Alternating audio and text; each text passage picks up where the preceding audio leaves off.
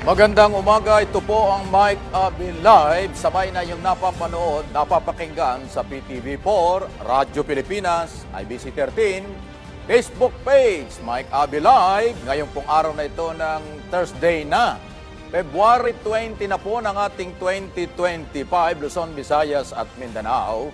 Sa ating pong mga kababayan sa ibayong dagat, mga overseas Filipino workers, mga Pilipinong may pagmamahal, malasakit at may paninindigan para sa ating bansa kahit malayo sila, lagi namin po kayong kasama. Dahil ang programang ito ay naghahatid po tayo ng mga balita, especially mula sa Office of the President at sa lahat po ng mga nangyayari sa loob at labas ng ating pamahalaan. Katulad nito, ang bilis ng mga pangyayari talaga. Ha? Dati ay live lang eh. Ngayon pala ay babay na talaga. Anong nangyayari? Talagang mabilis po ang daloy ng mga pangyayari at balita. Eto na yon. Nagbitiw na po sa pwesto si Presidential Communication Office, PCO, Acting Secretary Cesar Chavez. Nagpasa na nga po ng kanyang sulat o irrevocable resignation noong pang February 5 at mananatili lamang anya daw siyang hanggang February 28, bukas yun. Okay? At mapaaga pa ho at ito ho ay ililipat na. 28, ibig sabihin, mas mapapaaga pa kung papalit daw ho agad ito, kung papalitan ito, kung sa kanya hong kung ano mang gagawin. Nako, ayan ho, ayan, nakita niyo sa picture, siya po yan, Cesar Chavez.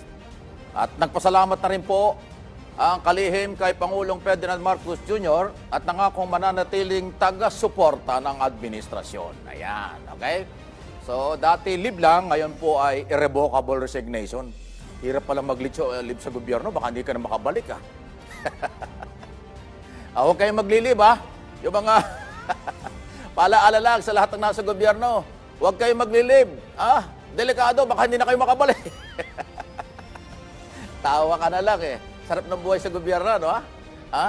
Papetek-petek lang. Hindi, joke lang po yan. Anong tawag dito?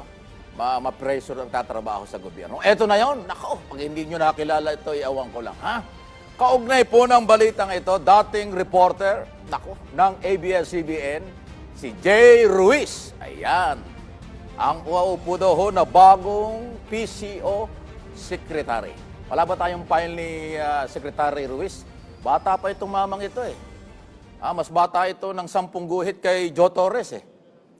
Kung di ako nagkakamali, kilala si Joe Torres? Ito, masyadong masipag ito, mamaya atin hong kakausapin dahil dahil ito po ay palipat-lipat ng bahay. Hindi ko alam kung bakit ganon. Anyway, mamaya ho, papakilala ko sa inyo kung sino si Joe Torres. Pero bago ang lahat, ito ang ating mga balita. Tuloy pa rin natin. Nagain si Vice President Sara Duterte. Nagpetisyon. Gusto ng TRO, Temporary Restraining Order. Kino-question before Supreme Court ang impeachment. At kino-question ho ang visa. Wala daw pong visa ang impeachment process na sinimula na ng Kamara. Antindi nito, ha? Tinawag naman po ni na Congressman Jill Bongalon. Isa po sa mga sa mga prosecutor na desperado anyang hakbang, okay, or publicity, ang sinasabing ito, na pagtangkaan niya ng kampo ng pangalawang Pangulo, Sara Duterte, na harangin sa Korte Suprema ang pag-usod ng impeachment case. Ano nga ba itong ginagawa nilang ito? Akala ko ba sabi nila, handang-handa na ang kanyang mga abogado? Di ba nung press conference nung last week, patawa-tawa pa si Inday, Good morning, Vice President. Di ba, patawa-tawa ka pa doon. Sabi ko, handa na kami. Handa na aking mga abogado. Yung pala ang pinaghahandaan ay petisyon. Para pa walang visa ang impeachment. Naloko na. Sakit ng ulo ngayon ng Supreme Court. Pero maniwala kayo, hindi makikialam ng Supreme Court dyan kasi separation of power between legislator, judicial body, at executive department ang pinapangalagaan dyan. Para maiwasan ang constitutional crisis. Ayan, Ay, alam nyo, marami hong mga nangyayari talaga eh. Okay, tuloy natin, iba nating mga balita. Nilagdaan na po ni Pangulong Ferdinand Marcos Jr. ang bagong batas na nagtatakda ng 3 taon na termino para ho sa commandant ng Philippine Coast Guard.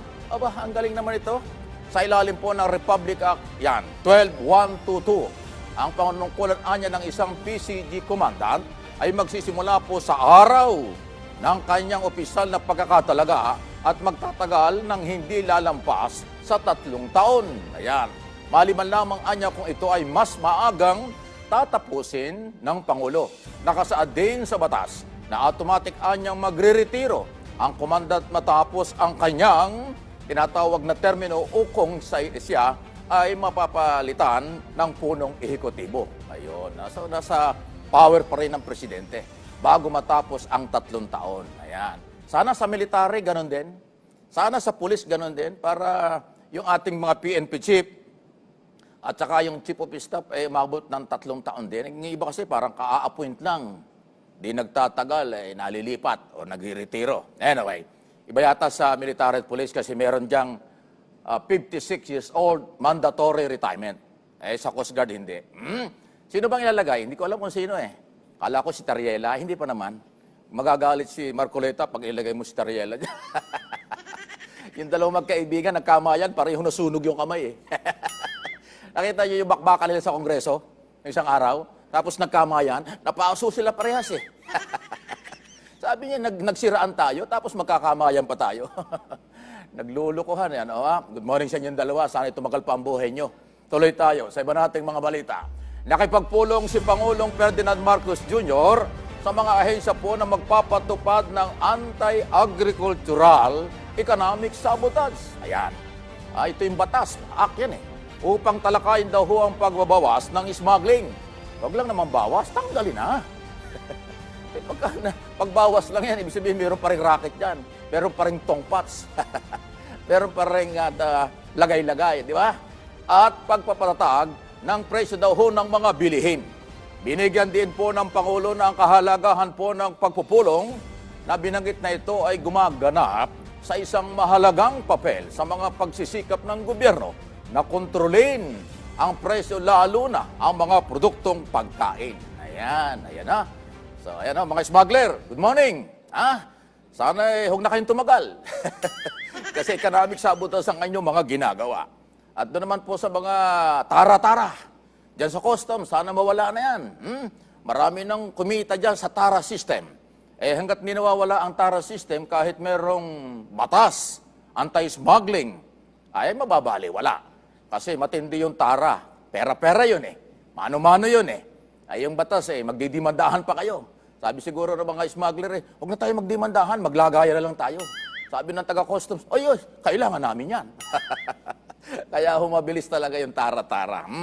Talaga lang Good morning sa mga taga-customs at mga kinaukulan sa Finance Department. Si Jemark Dagala mayroong report ng Radyo Pilipinas, mga pulis na pinag-iingat din sa banta ng dengue. Hindi lang banta, marami nang namatay Narito ang live report. Partner, umabot na sa 55 ang naitala ng Philippine National Police na mga pulis na tinamaan ng dengue sa buong bansa simula nitong buwan ng Enero. Habang 43 pulis naman at dependent na mga ito ang dinala sa PNP General Hospital dahil din sa sakit na dengue. Ayon kay PNP Public Information Officer Chief Police Colonel Randolph Tuanyo, hindi nakaligtas sa dengue ngayon tag-ulan ng mga pulis dahil sa kanila na rin kondisyon pangkalusugan. Sa datos ay ng PNP Health Service, 4 na non-commissioned officer ang naitalang nagkasakit sa dengue sa Regional Medical and Dental Unit. Tigi-isa naman sa Regional Medical Dental Unit sa Eastern Visayas at 13 sa Special Action Force. Habang 15 police non-commissioned officers naman ang dinala sa PNP General Hospital, bukod pa sa 28 dependent na mga ito. Ima din ang naitala sa RDMU sa National Capital Region. Dahil dito, mahigpit ang paalala ng pamunuan ng PNP sa bawat istasyon ng pulisya na gawin ang iba yung mga pag-iingat at linisin maigi ang kanilang mga himpilan upang makaiwas sa dengue. Gaya na, at kinailanganan din ng mga ito na gawin ang 4S ay ang search and destroy kung saan nilinisin ng mga lugar na madalas pinangingitlugan ng lamok gaya ng mga stagnant water. Pangalawa, sinabi ni Colonel Tuanyo ang self-protection o paglalagay ng lotion o insect repellent at ang pagtutuot ng mahabang damit upang matakpan ang balat at hindi kagatin ng lamok. Pangatlo ay seek early consultation, agad magpatingin sa doktor kapag nakaranas ng lagnat. Pang-apat ay say no to indiscriminate defogging o ginagawa lamang niya ito kapag mayroong outbreak sa isang lugar. Kay Magtagal na Radyo Pilipinas, Radyo Publiko para sa Pambansa TV sa Bagong Pilipinas. Thank you. Live report ni J-Mark. Samantala, tuloy ang ating mga balita. 13 minuto makaraan po ang alas 9 ng umaga. Mga Pinoy na maaresto dahil sa pagkakasangkot sa scam hub. Nako, scam ito delikado. Hindi lusot sa kaso. Ayon sa Presidential Anti-Organized Crime Commission o PAOK. Samantala, ikinababahala umano ng Bureau of Immigration ang bilang daw po ng mga kababayang Pilipino na nagiging biktima ng tinatawag na Pogo-like operation. Aba, may ganon? Sa ibang bansa kung saan nagpapanggap itong mga BPO. Wow!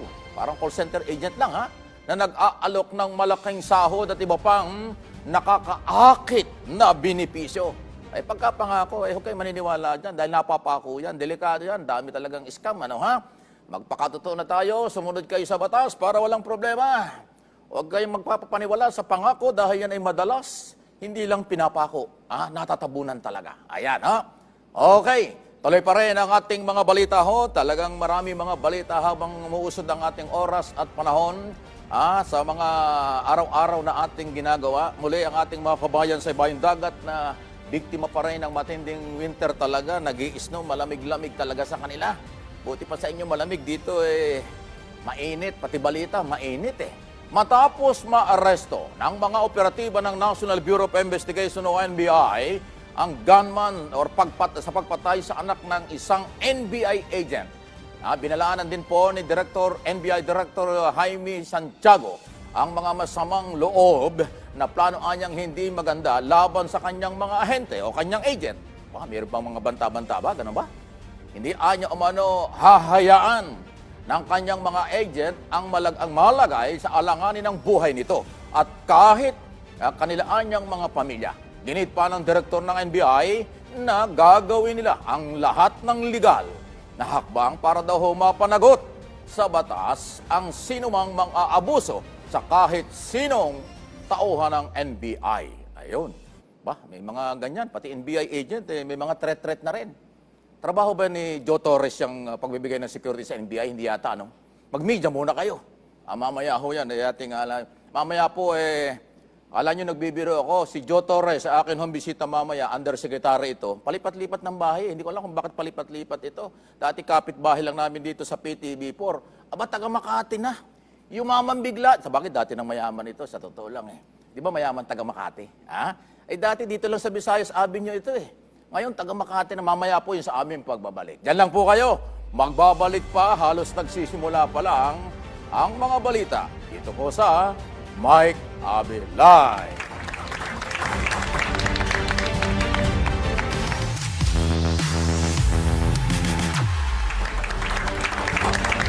Balik na po ang Mike Abilay. But ito na yung aking sinasabi kanina pa, si Undersecretary Joe Torres Jr., Executive Director po ng Presidential Task Force on Media Security.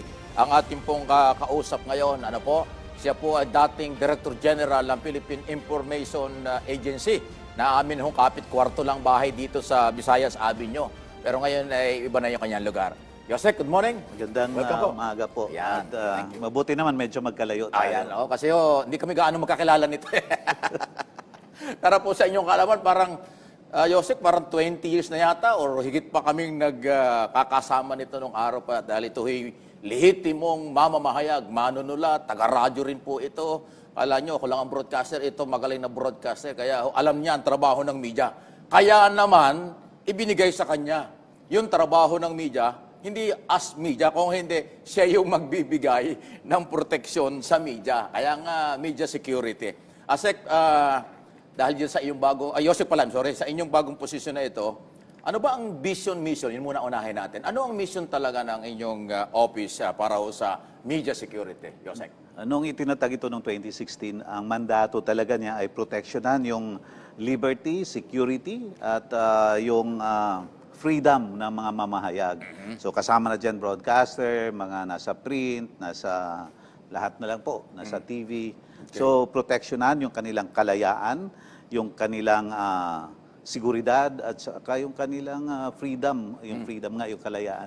So ang lumalabas dito, Yosek, yung legitimate media, ang focus nyo, hindi kasama dito, alam mo naman, maraming social media, maraming vloggers, maraming napadaan lang, media na raw, so hindi kasama doon. Actually, napakalaking usapin po yan at patuloy na debate yan ngayon, even sa international community. Kasi ang UNESCO ay dinidefine nila na media workers ang mga nasa social media. Yan na nga. Subalit dito sa atin, sa Pilipinas, iba naman po yung konteksto. Lahat dito, makahawak lang ng mobile phone, ay akala mo media na, nakisiksik doon sa harapan ng kung may rally, press con, at kung saan-saan, at walang responsibilidad doon sa kanilang nilalagay. Kaya tayo po ay patuloy na pinag-aaralan kung talaga bang titingnan yan. Kasi meron naman pong mga social media influencers na tinatawag na lihitimo din yung Sa media. kanilang sa media. Opo. Pero importante talaga yung lehitimong media. Ako, pasintabi na, dahil, di ba, Yosek, ang talagang lehitimong media ay talaga hong may background ho yan sa pagiging media man. Nag-aral yan. Pangalawa, alam nila may mga limitasyon. Ang lehitimong media, lalo sa broadcast, alam ito ni Yosek Torres na may prangkisa ang broadcast, may mga rules and regulation na sinusunod. Hindi katulad sa social media, pasintabi na walang ganun eh. Tama so parang pwede silang katulad ng controversial Yosek ngayon sa Kongreso, yung mga fake news na lumalabas, hindi naman sa lehitimong media yan eh. Yung iba ay nanggagaling talaga o doon talaga nanggagaling sa mga social media. Tama po. Kaya po yung kailangan po talaga at nabanggit mo na yung ethical practice of journalism. Yun po ang unang depensa natin mula from attacks against media people. So si Yosek po kasi talagang journalist po ito, broadcast journalist at talagang manunulat po ito kaya alam niya. Pero ang galing mo, Yosek, isipin mo, mula nang mapunta ka dyan sa pwestong ito, walang report na nangyayari sa media. Di ba ang gandang balita? Walang aksidente, walang insidente, walang namatay na journalist nitong nakaraan daw taon.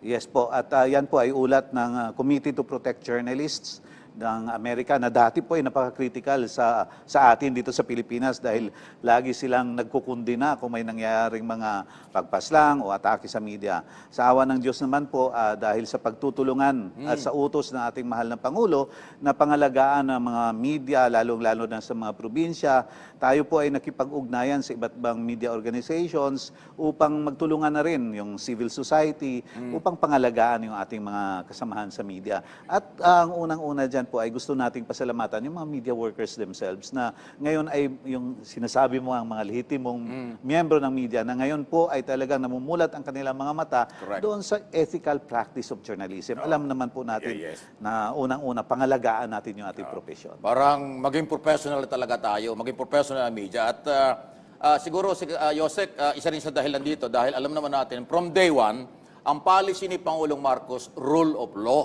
due process. So kung meron kayong problema sa media, huwag niyong daanin, huwag niyong ilagay sa inyong kamay ang batas. Kasuhan nyo, meron cyber libel, meron kung ano mga libel dyan. Ganun lang po para merong proseso at mabigyan din ng pagkakataon yung akusado. Di ba? Tama yun. Tama Kasi po. kung ganun ang gagawin, wala talagang karahasan. Nagiging legal ang labanan. Tama. Correct po. At marami po tayong mga batas na nag-check or bumabalanse doon sa mga media people natin.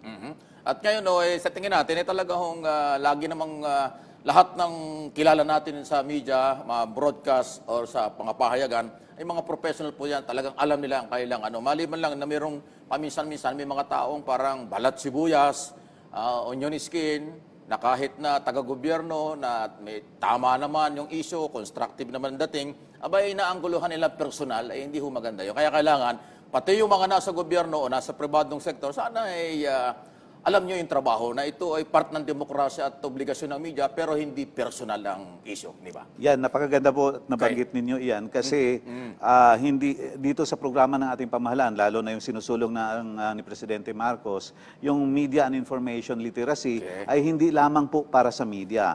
At ngayon pong bago dumating ang halalan, tayo po ay nakikipag-ugnayan sa Commission on Elections upang hindi lamang educate yung media kung paano mag-cover ng eleksyon, kundi pati na rin yung mga kumakandidato para malaman nila yung role ng media, kung ano ba yung trabaho ng media, na huwag silang maging balat sibuyas. Kung may reklamo sila, meron tayong iba't ibang mga avenue, meron ibang plataforma kung saan sila pwedeng magreklamo. Pero sa isang banda, huwag naman kayong lalaki ang ulo ng mga kasama natin sa media dahil, di ba, Yosek, minsan, o baka madalas, kung ano man, meron talagang umaabuso rin eh. So parang sa lahat ng organization, hindi naman perpekto. Minsan meron talagang, kung sa kamatis, meron bulok din, di ba? Para sa pulis, meron din kailangan ng cleansing.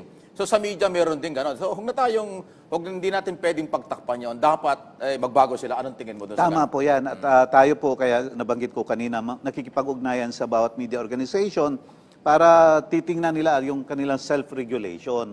Sila na mismo yung magbantay sa kanilang hanay. Halimbawa sa broadcast, andyan yung KBP, andyan yung National Press Club, andyan yung National Union of Journalists of the Philippines, lalong-lalo na doon sa mga probinsya at iba pang media organizations na dapat tingnan nila yung kanilang hanay.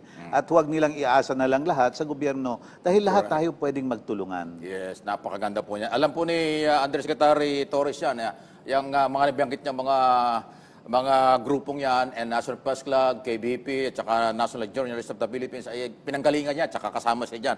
Yosek, ganito, ang inyong opisina, ito importante, lalo yung mga nanonood ngayon sa atin sa mga probinsya, ano yung mga kaagad-agad na pwede niyong maitulong in case na meron pong mga nagiging problema, may death threat, meron talagang nahaharas na mga membro ng media, especially sa mga probinsya. Ano yung pwedeng kaagad nilang makuhang tulong, security sa inyong opisina?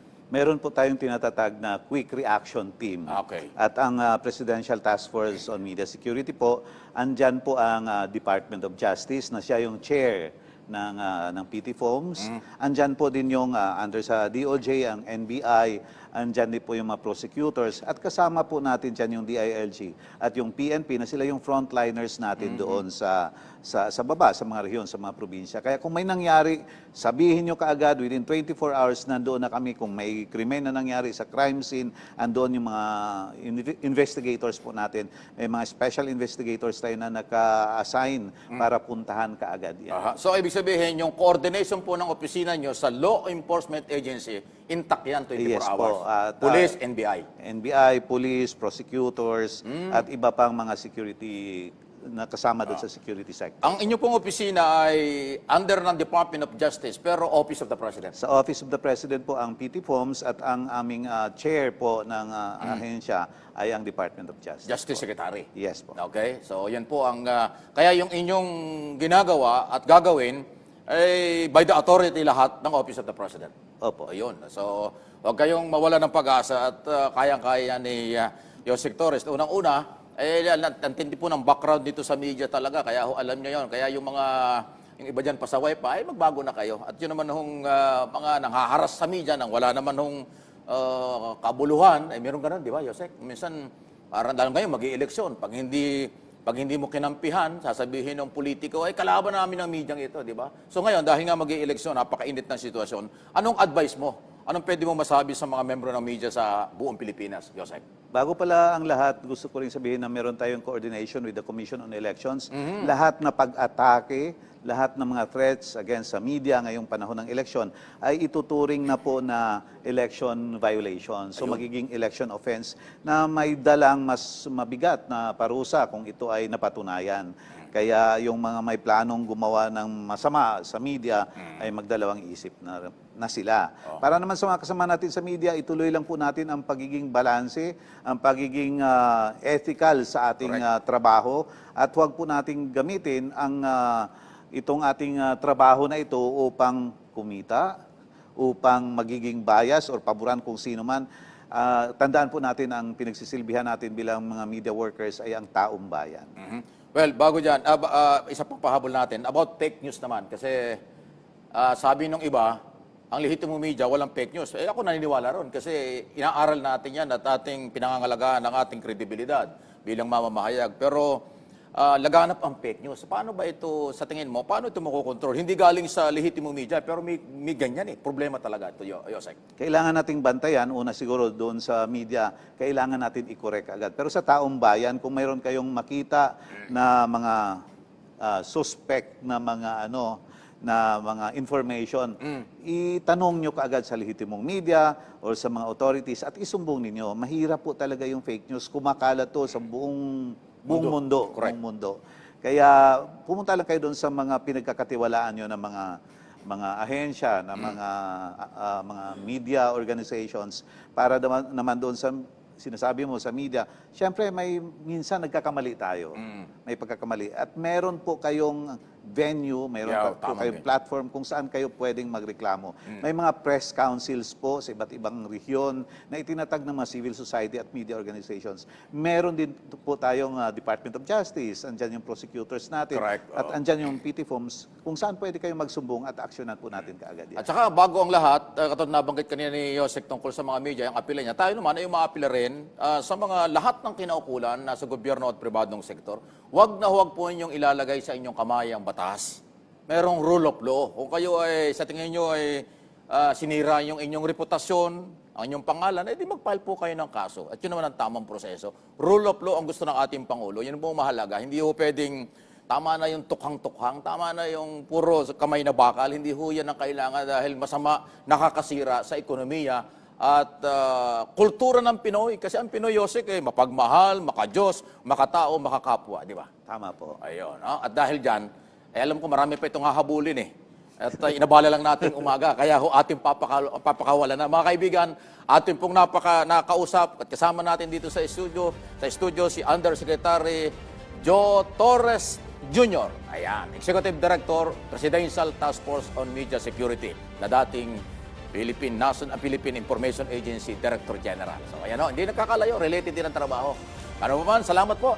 Josek, thank you Thank you very much po. Salamat po. Magbabalik pa ang Mike Abby Live sa ilang sandali.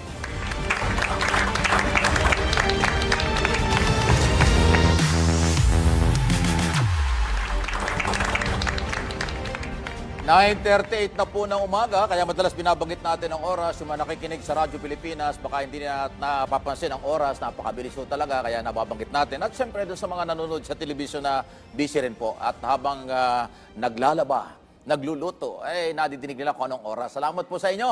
Samantala, balikan natin at narito na po ang mga dagdag na mga balita. Nagsimula ng ipamahagi ng Department of Agriculture ang rice stock ng National Food Authority sa ilang piling lugar sa local government units, LGUs, sa bansa. Bilang pagtugon ito sa food security emergency na idineklara ng ahensya sa isang ceremonial turnover kahapon, February 19. Pinangunahan po ni Agriculture Secretary Francisco Cho Laurel Jr. ang distribution po ng supply ng bigas sa lokal na pamahalaan sa San Juan, Valenzuela at sa Cajo dito sa may Camarines Sur. Target ng NFA na maglabas daw ho ng 25,000 metriko tonelada ng bigas sa panahon daw ho ng food security emergency sa posibleng niya pang taasan tataasan pa ito kung kinakailangan. Kaugnay nito, nilalayo anya ng programa na tiyakin ang sapat na tuloy-tuloy na supply ng bigas. Protektahan ang mga mamimili laban sa tumataas na presyo ng bilihin at palakasin ang kita ng mga lokal na magsasaka. Ayun, salamat. Sana maramdaman ito ng lahat nating mga consumer at protection din at kita ng mga magsasaka o farmers. Ayan po ang gobyerno. Patuloy na inilalapit sa inyo ang mga benepisyo at kabutihan. Tuloy-tuloy po yan mula sa Office of the President at paggalaw ng mga kinaukulang departamento ng gobyerno. Kinumpirma ng Philippine Army na magiging bahagi daw po ng Combined Armed Training Exercise o CATEX. Ang katihan na Katihang 2025 sa Marso ang Typhoon Medium Range Capability o MRC missile. Ito na pala yun. Ng Estados Unidos. Ayon kay Lieutenant General Roy Galido, Commanding General po ng Philippine Army, bagamat hindi anya naman nila ito po papuputukin at sasanayin pa rin anya ang ng hukbo o ibig sabihin ng mga sundalo sa pagbibitbit nito at lalo't anya ang pag-aaralan ng Pilipinas na bumili ng armas na mayroong kahalintulad na kapasidad. Wow, okay ito ha. Magugunit ang unang bumida ang tinatawag na Typhoon missile nga po sa kasagsagan daw po ng Saklib exercise. Ayun. Saklib exercise noong April 2024. Anong karoon pala ng ganon? Talagang nakita, subukan na ito. Kasama ang US Army, subalit ngayon pa lamang anya ito magagamit ng sarili nating pagsasanay ang mga sinanay ng mga army. Kasunod nito, ina-anunsyo na rin po ni General Galido na isasagawa rin ng CATEX ang katihan sa may parte ng Visayas at Mindanao sa unang pagkakataon bilang paghahanda naman sa mobilization ng kanilang mga pwersa sakaling kailanganin. Aba, hindi lang pala sa Luzon o Northern Luzon, pati Visayas, Mindanao. Ayan, meron na ho mga missile pupunta. Ayaw na ayaw ng China itong balitang ito. Bahala, wala tayong pakalam sa kanila. Kasi ito ay gamit ng Amerika, nandito pa samantala at pwede hong gamitin at pinag-aaralan, sinasanay ang ating mga sundalo at may planong bumili tayo. Sana nga bumili tayo niyan. Bumili rin tayo ng submarine. Para meron tayong panlaban dun sa, wala tayong submarine, tayo bumili na rin para meron tayong pwedeng magbantay dyan sa karagatan ng kanlurang dagat ng Pilipinas. Ayaw nila ng West Philippine Sea, di tatagalugin na lang natin. Kanlurang dagat ng Pilipinas. Para walang awa yung kung sino-sino dyan. Easy. Samantala, mahigpit na iniimbestigahan ngayon ng Department of Education. Naku, ito naman. Central Office, ang 12 pribadong paaralan sa 9 na dibisyon sa bansa. Ito ay matapos maiulat ang pagkakaroon umano ng ghost student. May multo. May multong estudyante, naloko na. Sa ilalim anya ng senior high school voucher program. Bakit may multo? Ayon sa, hindi kaya si Piatos ito? Baka kasama dyan si Mary Grace Piatos. Ghost din yun eh. Ayon sa DepEd, posible anyang humantong sa pagtanggal sa mga accreditation sa programa ang mga paaralang matapatunayan na sangkot sa anomalya. Kasabay nito, iniimbestigahan din ang mga opisalis at kawani na posibleng merong kinalaman sa naturang pandaraya. Naloko na. Tiniyak po ni Education Secretary Sani Angara na hindi palalampasin ng ahensya o ng kanyang opisina ang maling paggamit ng pondo ng taong bayan, alinsunod na rin sa direktiba ni Pangulong Ferdinand Marcos Jr. na tiyakin ang transparency at accountability sa pamahalaan at samantalang nilinaw naman ng DepEd na hindi maapektuhan nito ang mga lehitimong mag-aaral at patuloy anyang makakatanggap ng suporta sa kanilang education. Ayan o. Naku po, may multo. Ang layo pa ng November 1. May ghost student, meron hong multong estudyante. Ibig sabihin yan, may perang ginagastos, wala namang nag-aaral. May perang ginagastos, wala namang estudyante. Kaya nga ghost employees, pondo lang ang pinapaikot. Anomalya yan, korupsyon yan. Good luck, Secretary. Habulin mo. Kung sino, kailan ba nag-umpisa ito? Hindi nabanggit. Kailan nag-umpisa yung multo-multo na ito, ha? Multong estudyante, kailan nag-umpisa ito? Baka dati pa ito, ha? Malaki-laking pera na ang nawawala. Delikado yan. Ating pangalagaan, ayusin at gamitin ng tama ang buwis ng mamamayang Pilipino. Yan ang importante. Kandalit, meron muna tayong live report. Belco Studio ng radyo ng ating PTV, ating partner dito. Ano itong balita ni Bel? Mula ho sa Kamuning Market, dito lang ho sa Quezon City, tuloy-tuloy pa rin anya ang monitoring sa pagbaba ng presyo ng bigas. Di po na tayo ng market, ng palengke. Doon pala mura eh. Narito ang live report.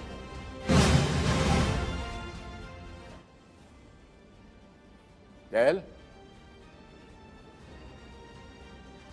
Sandali at natabunan ng rice ang signal.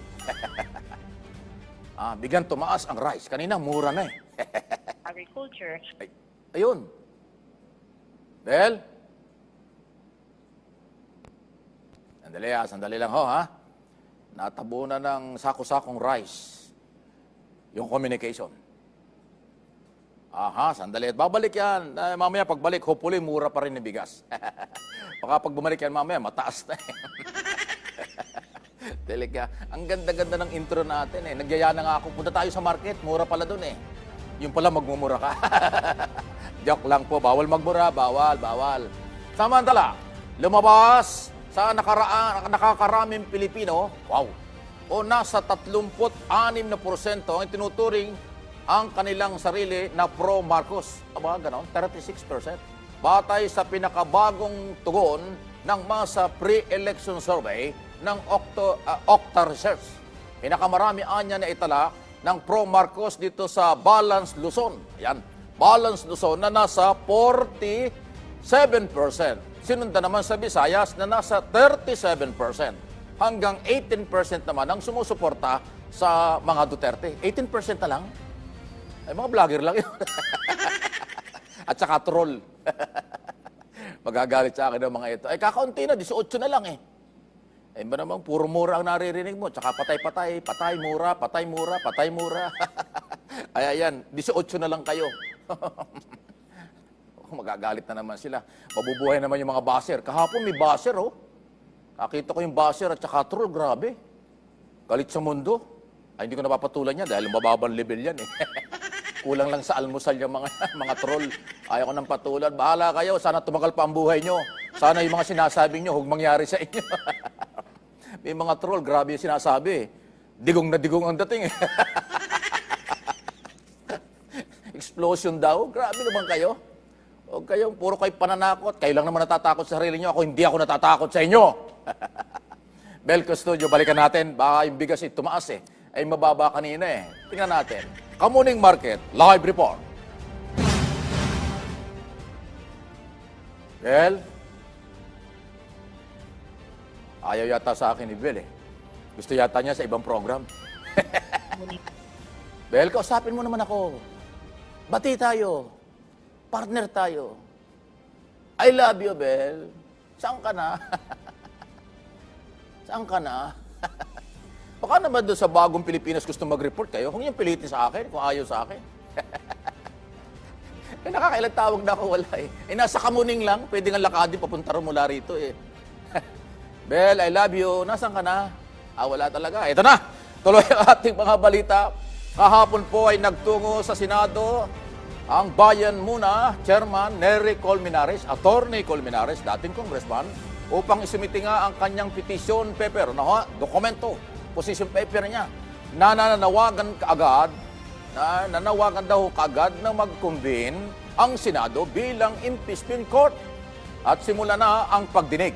Sinabi po ni dating Congressman Colmenares na may sapat anyang panahon para magkumpleto ang impeachment trial bago matapos ang 19th Congress sa June 30, 2025. Ayan.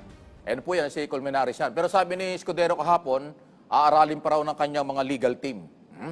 Si Escudero, bakit kaya si Escudero parang si Escudero na lang, Senador Escudero na lang yata ang ayaw ng trial eh. Lahat ng mga constitutional lawyer, nagsabi na, kaagad-agad dapat ang trial after matanggap ang article of impeachment. Ayaw pa rin eh. Kahapon nga, may sinabi pa si Escudero, di ko nagustuhan. Sabi niya, bakit ba niyo kami namadali? Sino ba kayo? Wow. Senador, ano yung statement mong yun? Ang Senado ay pag-aari ng Pilipino, Senador ha? Hindi yan pag-aari ng Escudero.